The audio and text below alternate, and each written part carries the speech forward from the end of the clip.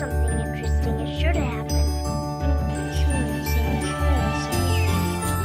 Well, I think you ought to tell me who you are first.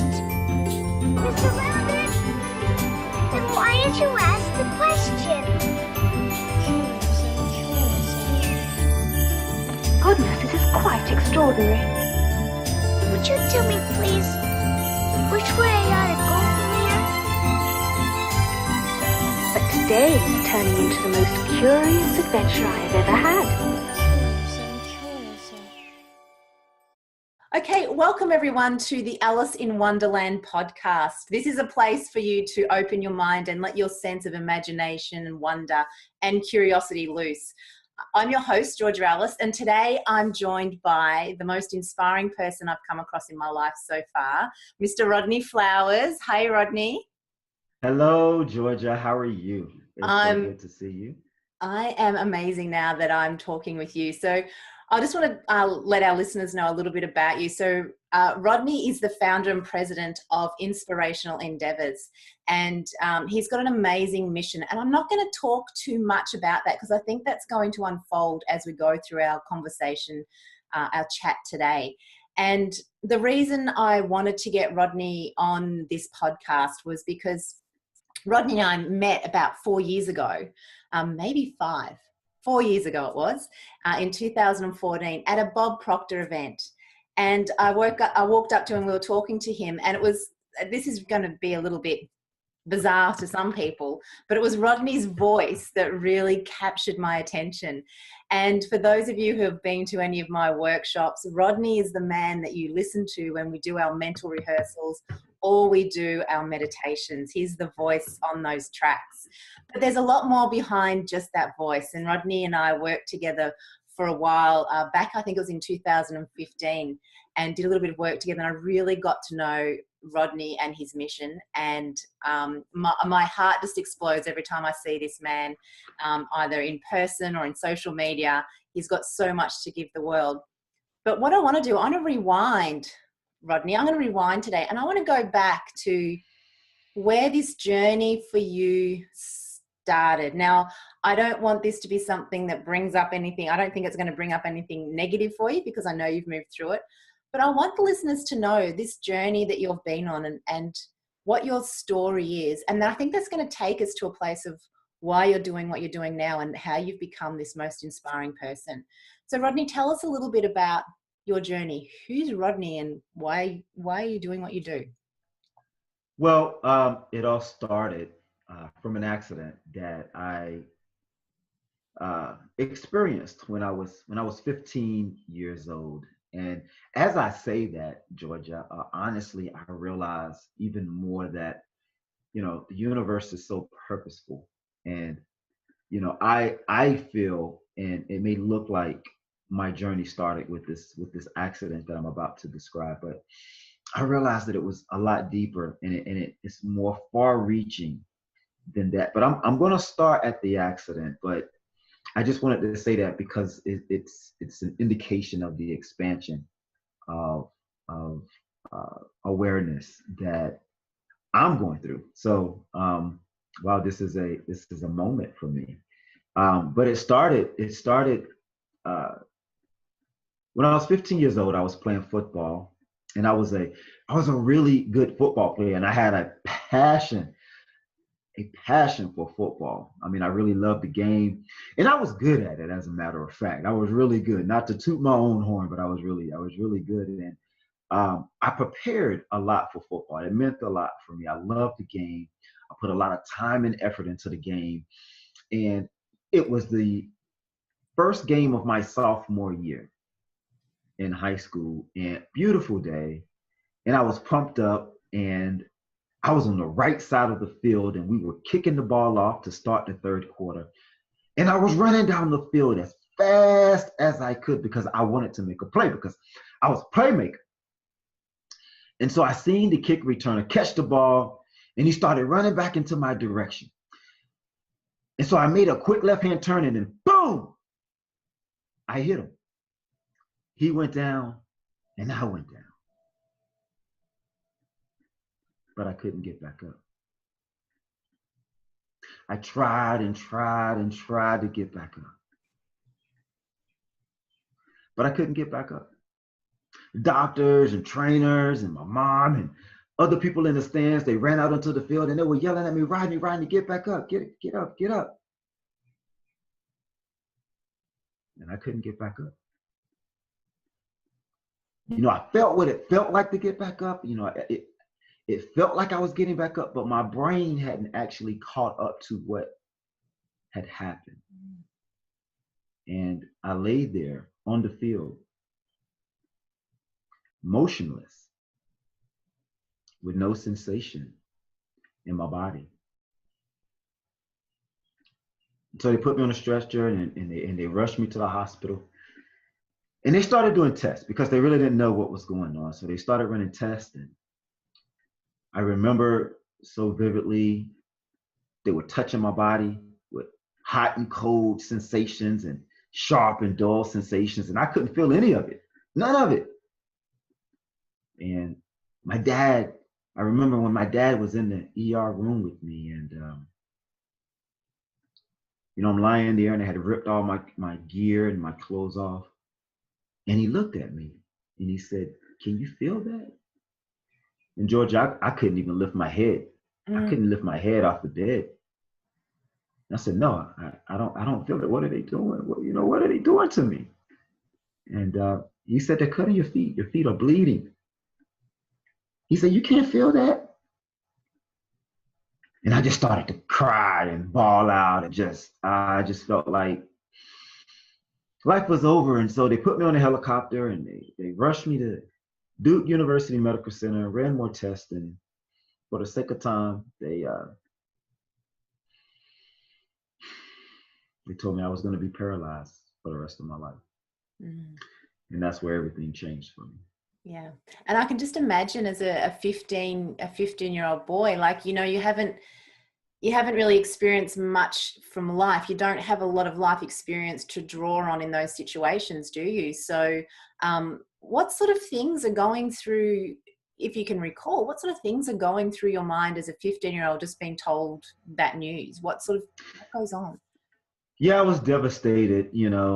I'm 15, and like you said, my whole life is ahead of me. I mean, I got dreams, and I'm just coming into my independence, and I'm ready to run the world, and you get hit with that news. So it's like going 100 miles an hour and hitting a brick wall. And obviously the wall doesn't move. And it felt like my life had come to a complete stop. And I didn't really know how to get it going again. And I felt like I didn't really want to get it going again. I wanted to give up, and I was mad at the world and everybody in it. I was lost. I felt lost. I felt alone. I felt helpless. Yeah. So as you're going through that, now I know then this happens at 15 years of age for you. And can you recall when the turning point was for you that you started to think or maybe have some form of hope? What was that? Can you recall what it was that made you, or was it incremental, or was it an aha moment? Was there someone specific, or what made you start to have a bit more hope for yourself? Well, it didn't come easy, and it didn't come quickly or soon. It was later. It was about a year later, honestly, where it really happened. I mean, I had my ups and downs where I had inspiring moments, but overall, I felt the same way for about a year, angry at the world and everyone in it. And with this type of injury, I had to have assistance from a lot of people to do a lot of things. I mean, my bodily function, total bodily function had shut down. I mean, I could breathe, my heart was working, in my lungs and all of that stuff. But, there's a lot of other things that weren't working. And as a result of that, there's a lot of things that people had to do to me that most people would never, ever experience. And it was very humiliating. I felt like I didn't have a whole lot of dignity, and it was a lot to get over at 15. And I was upset about that and very frustrated, and I hated the world, and it was very challenging, and it seemed it seemed like it was going to never change. And because of it, I had a bad attitude, I really did. And what I found is that attitude made things worse because I had to depend on so many people. And so when I was upset, I couldn't get I couldn't get my needs met. I couldn't get some of the things that I needed to get done. And it just added to the frustration and the misery. And for one thing, I wanted that to stop because I didn't want to live the rest of my life. I didn't know if I was, the doctor said I was going to be this way for the rest of my life. And so you go through these days where you just kind of went through that same cycle of frustration and of pain and hurt and misery and aloneness. And you want to get to a place where at least that can end. You can feel some self-worth. You can feel some level of happiness where you can smile. I didn't smile for about a year. I didn't laugh. As a matter of fact, I was just talking to my dad not very long ago, and he said to me, we were just kind of reminiscing on things, and he said, I told him that because of this injury, I was never going to smile again, and I was never going to be happy for the rest of my life. I actually told him that, and I can imagine where that came from, where I was, what space I was in when I mentioned that to him. But I wanted things to change, and I knew that if things were going to change, I had to do it. And the first thing I needed to change was my attitude, because if I could at least just have a better attitude, then maybe I can have a better day, because it was hard to have a good day. And I realized that having a bad attitude wasn't changing anything.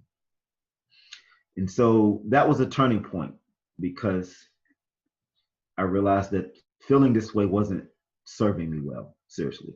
And I realized that. And the next thing was, when I started looking at my attitude, I started looking at why was I so upset? I mean, it was obvious, but I decided to go a little deeper. And because when someone tells you you're going to be a certain way for the rest of your life, you really start to think like, well, what will that look like? Mm. And I was really doing that. I was kind of searching for, how am I going to live my life? Because life was going on, and at this point in time, I thought about, here, I'm going to get vulnerable with you. I thought about killing myself, but I was so incapacitated and so motionless that wasn't even possible at this particular point, because I just didn't have the ability to do it. I can imagine. I can imagine you're wanting your life to end, but you can't do anything. You're going to you have to get someone to help you even do that. It's crazy. Yeah. Yes. Rodney, what I'm really fascinated by here, you're talking about being a 16-year-old boy at this point, 15, 16, because as a year later, you're starting to have these thoughts about, well, it's my attitude. So there has to be, from my point of view, I don't know if this is this internal dialogue that you're continually having, or was there people in your life that was slowly giving you hope, or were there influences in your life, people that were helping you to sort of make that decision that, maybe I need to change my attitude? How did that come about as a young teenager? Like, teenagers that I know aren't going to sit there and go, I need to change my attitude. I think that's a pretty big decision and a pretty big aha moment to have at that age. Yeah. So there's two parts to this question. There's two answers to this one question. Mm. And the first answer is yes. I did have positive people around me. I came home to a loving family that really supported me. And I had a church family that really supported me. I mean, my pastor, she came and prayed with me, and she would make me get up out of my wheelchair, and they would hold me up and stand me up and demand that I walk. And, that was very enlightening and difficult all at the same time, And so, yes, I had a good environment in terms of positivity. The second part of that question is, when you've exhausted everything, exhausted all of the all that you can do in terms of your feelings and the way you are looking at life, because you're looking for an answer. You're looking for some sense of happiness, some sense of peace, some sense of well-being. And when you sat in that, at least for me, for a year, I realized that, look, this has to change. I mean, there's no pill, there's no procedure, and all you have right now. They influenced me and say, hey, you still have your mind, but a 15-year-old kid doesn't want to hear that. Obviously, you don't want to hear. I want to run. I want to play ball. I want to chase girls. I want to drive my car. I want to go play ball. And so, yeah, I was influenced in that way. But then again, at the same time, I started reaching as well. And I'm really grateful that I even had that desire, that love, that instinct to reach, because some people get stuck. But I had that desire to reach, and I wanted to find something that I can hold on to. And I realized that what I was doing was just really even more so sabotage. And I realized that's what I was doing in the first place. But what I realized is that I wasn't getting better, and I was a very unhappy person. And I was far from that before I got hurt. I was a very jolly, happy, bubbly person. And like I was saying, I was trying to figure out what was I missing. Obviously, I was hurt. And my influence did help me see that perhaps you can still have the same thing that you were reaching for before you got hurt. It just may be different. And so that started to shape my mindset a little bit, where I started thinking about, I wanted success. I wanted to be great. I wanted to, be independent. I wanted to, go to school and get a job, make money, the American dream, what every kid would want. And I started to ask myself this question: how could I accomplish what I wanted to accomplish? Do the same thing that I wanted to do, even though I'm in a wheelchair or I'm paralyzed? And there's something that my mom told me that sticks with me today. She said, your body may be injured, it may be afflicted, but son, there's nothing wrong with your mind. And your mind can take you anywhere you want to go. Oh, wow. That is powerful, isn't it? Yeah. And so that if there was a corner that I had to turn, it was getting up to that point right there where, that was spoken to me. And from that point on, I just started using it, if you will, even more. I started utilizing the power of the mind. I started studying the power of the mind. And I started looking for people that were speaking about how to use that. And biblical principles, came more, interesting to me. Life and death is in the power of the tongue. You can do all things through Christ. We're created in the likeness and kindness of God, and for those of you that don't believe in God, the universal, or whatever you want to classify, this power, this universal power, this energy. And I became so fascinated by that. And I felt like if I can hold on to that, perhaps I could be successful. And that let me, it kind of created an opportunity for me.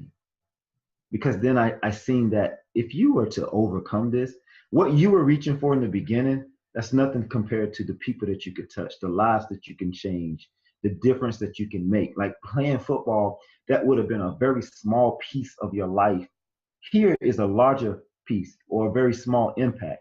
Here is a larger impact, or it would have made a very small difference. Here is a bigger difference that you can make in the world. And I wanted to be that person. And I felt grateful, not so much for the accident, but for the opportunity. Yeah. So your goalposts moved from being, okay, I'm 16, 17, want to take on the world through football, to now, okay, my goalposts have moved. It's no longer football. My goals are about now, how can I inspire other people through what's happened to me? And then you go on a journey. Now, when I met you, for those that are listening and can't see Rodney, when I met you, you were standing up and you were very independent. You were walking. So there's a journey here that you went on. And for some people, we think we want something to happen overnight. So your journey is a real story of persistence, belief, faith. So talk to us about the journey you took and the time frame as well, because, you know, it didn't happen overnight for you, did it? No, it definitely didn't happen overnight. As a matter of fact, a lot of people don't know this, but about 2 years after the injury, I had to get rushed back into the hospital. I came home. It really scared me, Georgia. I came home. I was in college and I was doing my homework. I had just graduated from high school not long ago, and I couldn't move again. So I'm Wow. sitting in my chair, and then all of a sudden, my body just goes limp. My sensation goes away. And they had to rush me to the hospital, and they found that I had a ruptured disc that was compressing my spinal cord. So they never had done surgery, since my injury because I had too much swelling. They said it wasn't feasible to do it. So they never did it, and they didn't think that I needed it. But 2 years later, here I am, rushed to the hospital, emergency surgery. So I'm back in the hospital. So that just shows that there were so many instances sort of similar to that. And it was a very slow progression. I mean, I started like moving my legs with a little small contraction. I mean, the most faint of a contraction. And I had to just keep working with that. I mean, there were days where I would go into my dorm, my hospital room, and just contract that muscle, that little tiny muscle. One little, and it wasn't even a complete muscle. It's like part of it, because you have muscle bands and strands of a muscle, and it was only that part, that was awake, that the signal was getting through. And so that's why I had to start. And it was different. Like you would have this one contraction on one leg, and on the other leg there's nothing. And then you have sensation sort of kind of coming back in on one side, and on the other side you don't have that. So it was very sporadic, scattered.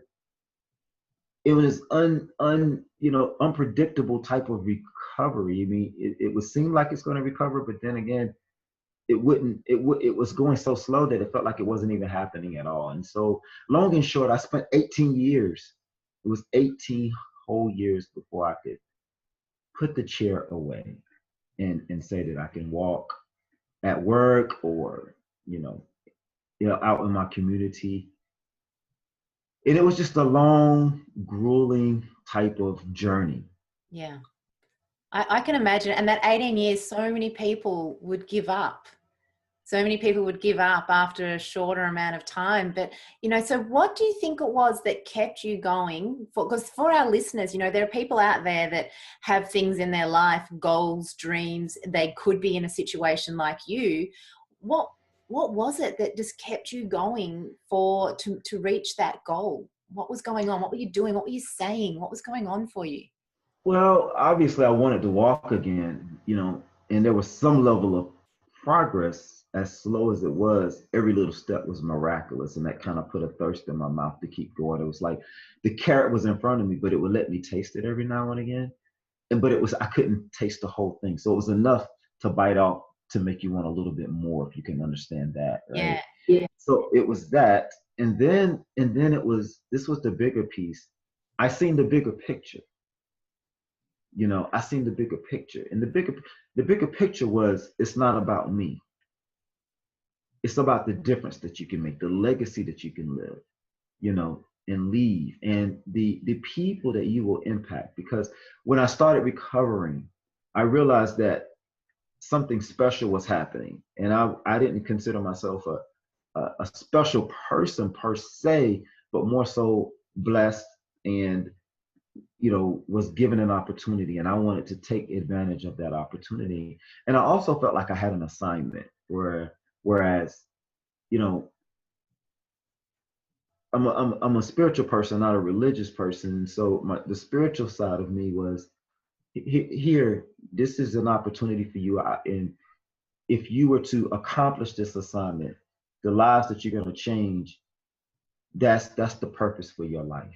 You thought it was to go entertain and play football, but here's something greater. And so I wanted to fulfill on that. And I wanted to get to where I am right now, where I'm changing lives, and I'm providing information, and I'm providing an experience and what I've learned from that experience. And it's helping people overcome challenges, overcome obstacles, to find their purpose, to be the person that they can be in order to have a greater impact on the world. And they're finding themselves right in the adversity or the challenge, just like I did. And I really believe that challenges and obstacles come to us all, but it's how we respond to those challenges and your perspective on those challenges. That really makes the difference. And for me, the challenge really brought out something in me that wouldn't have surfaced had the challenge not appeared or had not experienced that. And for that, I'm grateful. Yeah, and that's so good, because a lot of people have challenges, misfortune, and things that of a negative extent happen to them in their lives, and they look back at those things still with regret, resentment, Hmm. guilt, anger, disappointment. And for me, what I see when people do that, this is just from observing and being curious about them, it tends to keep them stuck and keeps them very stagnant in their life. They can't move forward. So if we could use you as an example to the world, you've had something happen to you as a young child now, or a teenager, not a young child, a teenager. Now, as you're sitting here talking to me today and you look back, you are grateful for that. You are thankful for that, because it's actually given you an opportunity to make a bigger, greater impact in the world. Absolutely. And, whenever adversity or challenges show up in our lives, we all have a choice. We have a choice. And a lot of times, what we do is we focus on the negative potential of the situation because, it has a negative possibility outcome. It just does, and that's a lot of times that's what the doctor says. That's what has happened in your past. That's what your family did when they faced that challenge. It's the probability that you can currently see because you can't see what's the positive side on it, and so it requires you to choose to look at the good. And that's kind of difficult. You say, well, I'm going through this horrible time. You want me to think about something good? I don't see the good in this, but the good is those potentials, the potential outcomes that could be great, that could be life changing, that can be strengthening, that could develop you even more, the person that you can become as a result of facing this head on and not letting it defeat you. And it could be just finding your inner strength, finding those and utilizing those mental faculties, your godlike self, the characteristics of yourself that will allow you to overcome the challenge. And so that's why I'm grateful, because of the person that I've become as a result of this, the mission that I have as a result of this, the difference that I've made as a result of this. And so I choose to look at the good. There is a negative side. There's a lot of negativity that I could focus on that will cause me to stay stuck, but I choose not to do that. Yeah. And as a result of that, it's life changing. I think people don't realize the power that comes from choice. Like I talk a lot about this in the workshops that I run and so forth with people, and I think they have an aha moment when they realize that you have the ability to choose. So Rodney, you choose now. Yeah, look, there's still some things happening in your life right now. You still need support with certain things. You have a crutch that I haven't seen you walking for a while, but I'm assuming you still have your crutch. So you can focus on that if you like, but you choose not to. So there's people, our listeners that are listening in here. I think what I want to reiterate from what Rodney's saying here is that in any given moment, you have a choice. That's the one thing that can't be taken away from you, is your ability to choose. And what Rodney's saying here is that, you get to choose. There's two ends of a spectrum. There's the negative side and then there's the positive side. So Rodney, you chose to let go of the negative. I can't walk. I've got, my life's over. I'm not going to reach my goals, to sort of going down that path of what if, and that starts moving you. The what if question starts moving you to the positive, doesn't it? And then if you just ask yourself those questions and start focusing on the positive, that's when things start to change. Am I correct in saying something like that? Absolutely. And so we classify challenges and obstacles, or at least I do, as resistance. And no one really likes resistance in their life. Everyone wants to, be in the harmonious flow of life and everything's good and peachy. And, and then when something happens and boom, knocks us out of that harmony, habitually we go into complaining, bickering, blaming, It's uncomfortable, and we're out of that flow. But what happens is resistance requires change. And so in order for you to get back in that flow, what do I need to do differently? What do I need to change about me, being that I am I'm God's greatest creation. So nothing really can defeat me. I may just need to rise to that level. And so, people are, as human beings, we're still evolving, we're becoming more self-aware. And so maybe this is an opportunity for you to explore who you are and where you are in relation to the energy, the person, the being that you are. And we can declare our possibilities. We really can, right? We can declare what's possible, even in the face of adversity.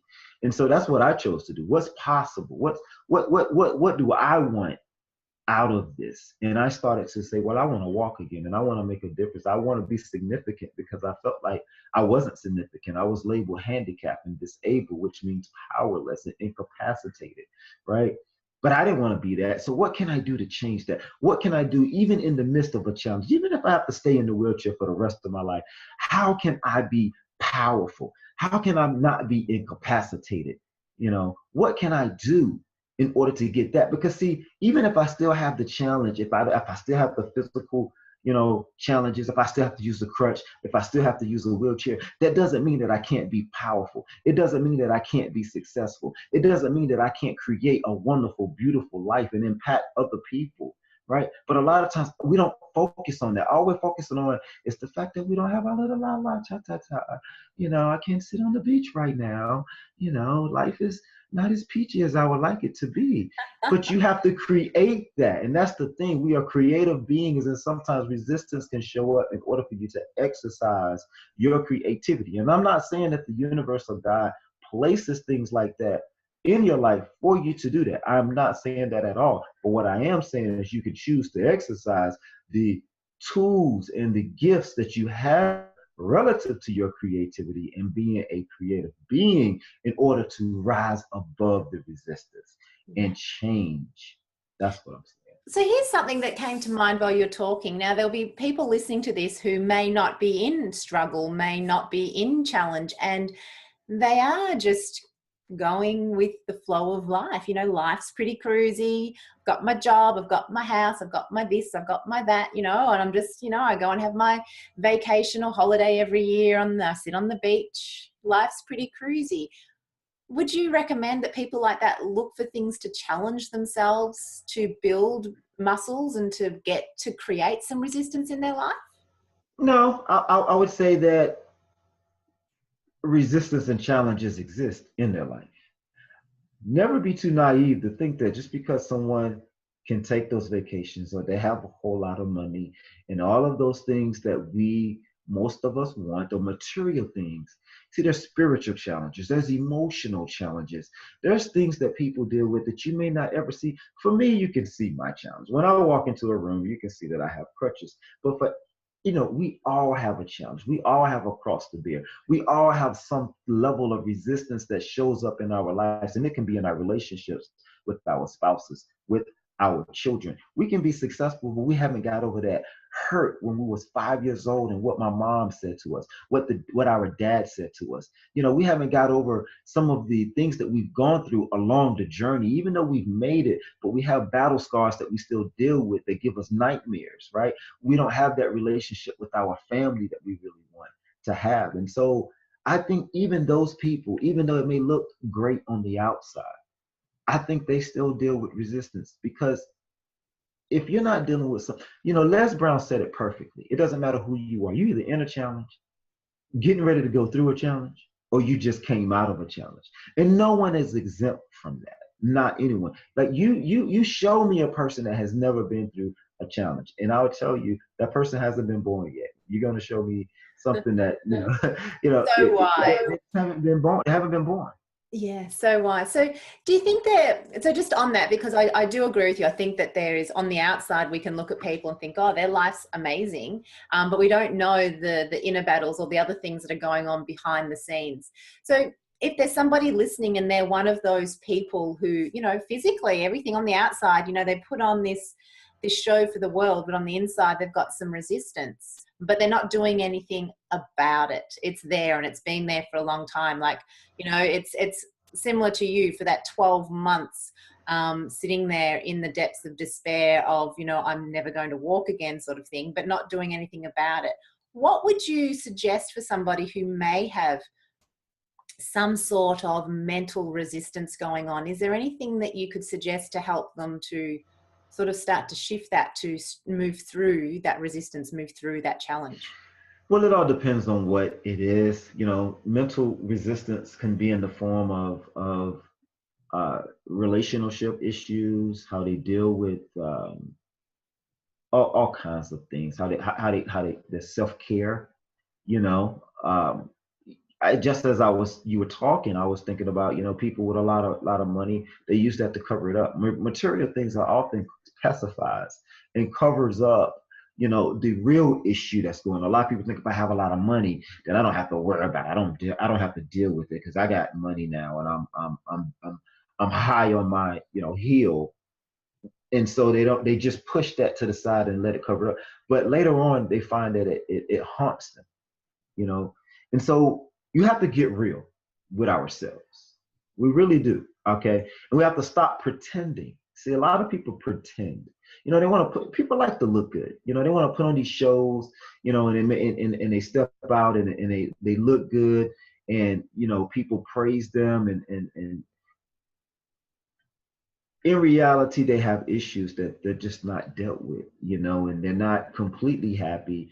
They're just happy about how the material things may make them feel, or whatever they're using to cover it up. It doesn't always have to be material, and I'm definitely not against having nice things. But what I'm saying is sometimes we have to get real with ourselves and face our problems, face our issues. And that may mean really growing up on the inside and having those conversations that are really uncomfortable. It may mean being vulnerable and letting someone know how you really feel. It can be as simple as making that phone call that you don't want to call, because somebody said something to you, and you're just saying, your head is so big that I'm not ever calling them again because they shouldn't have said that to me. When all we have to do is really pick up the phone and just say, hey, let's talk about this. This is how I'm feeling, and have those conversations and be open with each other and realize that, we all want the same thing. We all want to be loved and appreciated at the end of the day. And the thing about it is, all of that other stuff that we do, the anger, the bitterness, we can't take none of that with you, and it really doesn't mean anything at the end of the day. When you're really thinking about, when life is over, or you're in a position where you are capacitated, you are lying on your deathbed, let's just be real. Like, you look back at your life and you realize that it didn't make any sense to hold all of that stuff in, to not deal with that stuff. And that stuff eventually makes you sick. And material things, whatever you're using to cover it up, it really doesn't bring you happiness. Maybe temporary happiness, maybe temporary fulfillment. But there's so much more. You can have such a fulfillment by dealing with those issues that you don't have to be pacified. I love what you said there about just, the words get real. That is just so spot on, because a lot of us we don't get real with ourselves. We don't have that honest conversation and look at the world and what we've created and how we're creating that. So a lot of the times we have things happen to us in our life, and it's the story we tell ourselves, isn't it? We tell ourselves a story about the interaction with somebody or whatever's happened. And because we've created that story in our head, we can actually do something about that. We can recreate that story. We can rewrite that story, and we can take action to make the change. But a lot of people, what you say when you said get real, a lot of people don't get real. They don't take responsibility. They're still very outwardly about the things that have happened to them on the outside and putting the blame on the outside, where the power lies within. Get real, take responsibility, and really think about how I'm contributing to this, and what do I want? Can I focus on something else? Do I need to let go? Do I need to forgive? I mean, there's so many different tools that we can use to move forward, but the more we hold on to those things and resist, it's like we've got this big ball and chain around our ankles, isn't it? And we're just dragging it through life. And, you know, who wants that? I know I don't. So yeah, really, I love the get real piece. For me is something that just really struck a chord. And I think we, as a collective, as human beings, we need to get real about what we're creating in our own lives, but also in the world around us too. Yeah, and getting real requires courage, you know, and I realize that. And something that I teach is, you know, you have to have the courage to do that. And here's another example where what we have is really an opportunity, right? Ooh. Because sometimes without that resistance, you wouldn't even become aware that you need to have more courage. You wouldn't become aware of all of these issues that you have bottled up inside. And so isn't that something to be grateful for when you really look at it? Because what if you went through life all your life and you never had the opportunity to correct that? You know, we always say that, you know, when we have that epiphany and we realize that, oh, that was a bad decision, you know, we say, well, why didn't anyone tell me? But life is so beautiful that it gives you opportunities to recognize some of these things. But you have to become self-aware. And so I feel like a messenger here to say, you know what, it's okay. The challenge is here. But are you breathing? I mean, like right now, everyone, take a deep breath. Take another deep breath. You know, that's the sound of opportunity, because someone, somewhere, that was their last breath. Mm-hmm. And if you're still breathing, whatever's wrong, you have the opportunity to get it right. If you're still breathing, whatever you don't like, you have an opportunity to make it something that you like, you know? And so if you're still alive, you have opportunity. And then I say, take it even further, to give yourself the opportunity of possibility, the possibility to have the life that you want, to live the life that you want, you know? And don't let the challenge or adversity dictate how you live.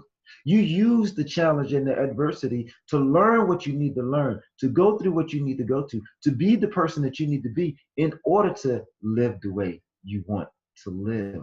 Because if you ask any successful person, any person that has accomplished something or is making a great impact in life or has done it in the past, they will tell you that they've overcome insurmountable challenges. So the challenge and the adversity is part of the game. It's how you play it that makes all the difference in the world. And so we are people that say, oh, I don't want that challenge. I don't want that to come near me. Well, you could be pushing away your own opportunity to be someone who can have that type of impact. We have these hopes and dreams and goals that we want to reach in the world, but no one wants to go through the challenge. No one wants to go through the adversity or the obstacles that are required in order for you to get to that high of a level on the mountain or that high of a level in life. And that doesn't make sense, because the greater the resistance, the bigger the destiny. And that's just an equation that you can't change. You just have to go with it. You know, it's like the sun comes up in the east and goes down in the west. If you don't like it, you just got to get over that. It's not going to change, but you just have to use that to the best of your ability, right? The challenges are going to come. Who are you going to be in the face of the challenge? That's the question. And I think that's an amazing question to sort of wrap up our conversation, because Rodney, that was just so inspiring what you just said there. And there's nothing I can add to what you've just said.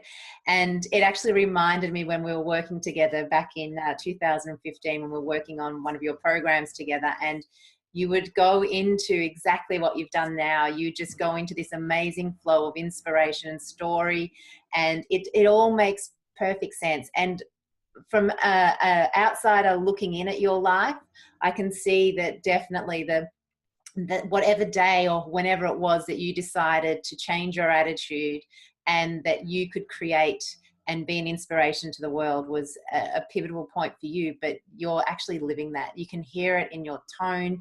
I can feel it coming down. I mean, you're over in Maryland, right? In the USA? Yes. You're in yes. Maryland. I'm in Melbourne, Victoria, and I'm feeling that here. And so I just want to, I really want to thank you for sharing what you've just shared, because that's not only inspiring, but hopefully it's going to give people a bit of a wake up call about where they are and how they're looking at their challenges in life. They're going to come up. It's who you turn up and how you turn up in the world when those challenges arise and the choices you make. And Absolutely. it starts on the inside. It's about you being, you mentioned this before, it's about self-awareness. And, you know, if I was going to be a preacher, I'd be preaching self-awareness, because that's Absolutely. the biggest thing that changed my life. And I think you'll probably agree with that for yourself as well. Yes. And one more thing I want to say is self-awareness leads to self-expression. Mm. Okay. The goal, the dream, the challenge, whatever it is that you want to accomplish or become in the world is a part of your self-expression. Is akin to your creativity, the fact that you are a creative being. But in order for you to fulfill on that, you have to become self-aware, right? And I can just go into, you know, a lot more about this, but I just wanted to say self-awareness is key. Yeah. Self-awareness of who you are and how you are responding to the things that come up in life. Yeah. And I love that you said that too, because I was going to say to you, how would you describe self-awareness? But you have. And because a lot of people think, oh, self-awareness is, oh yeah, I know what I'm good at and I know what I'm not good at. That's not self-awareness. That's part of it, but it's not self-awareness. Yeah. So thank you for that description. So Rodney, you do a lot of work. Now you've written a number of books. I've got one of your books here and I have read it. Get Up. I Can't, I Will, I Did, Here's How. I absolutely loved this book and I devoured it.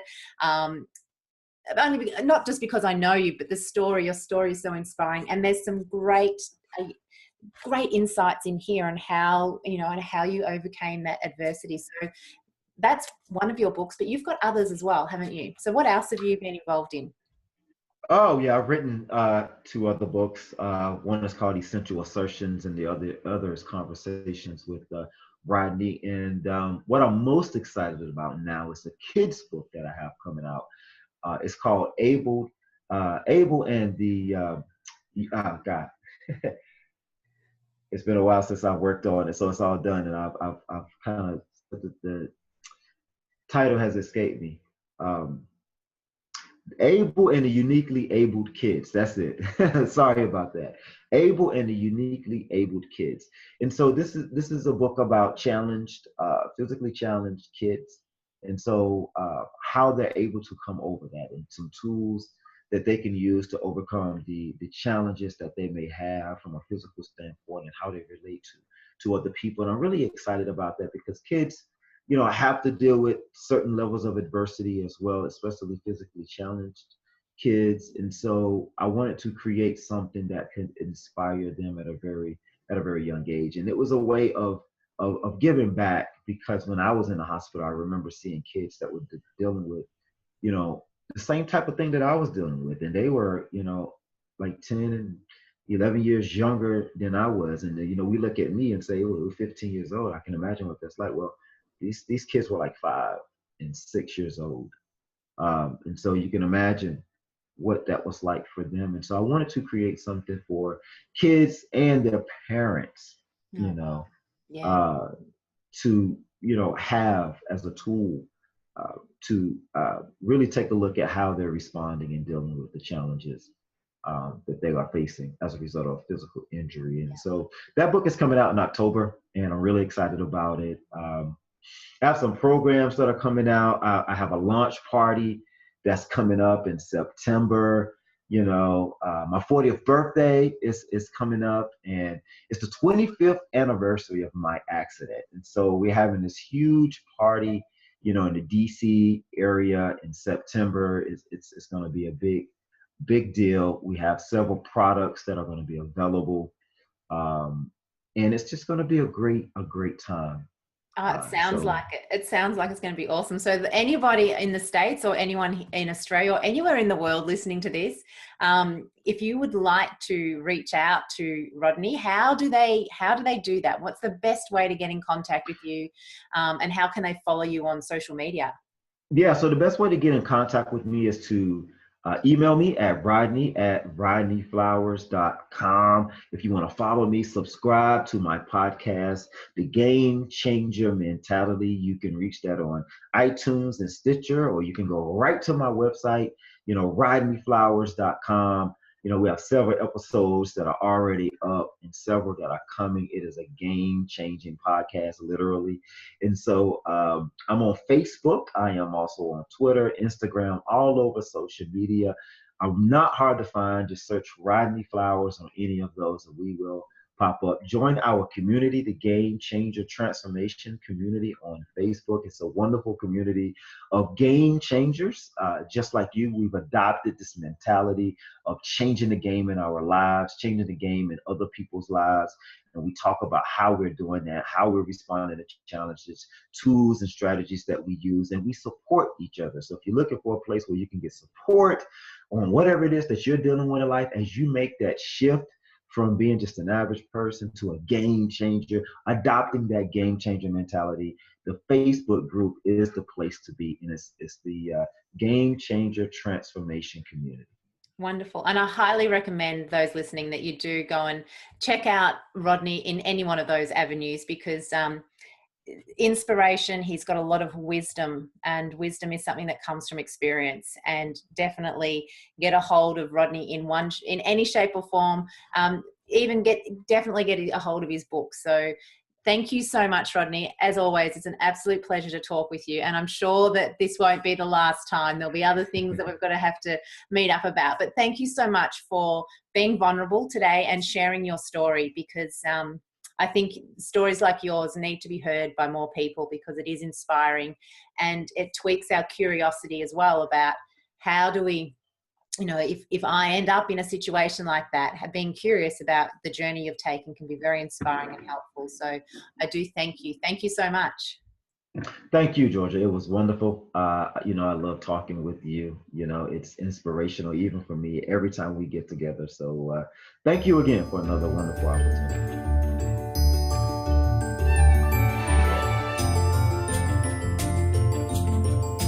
Today is turning into the most curious adventure I've ever had.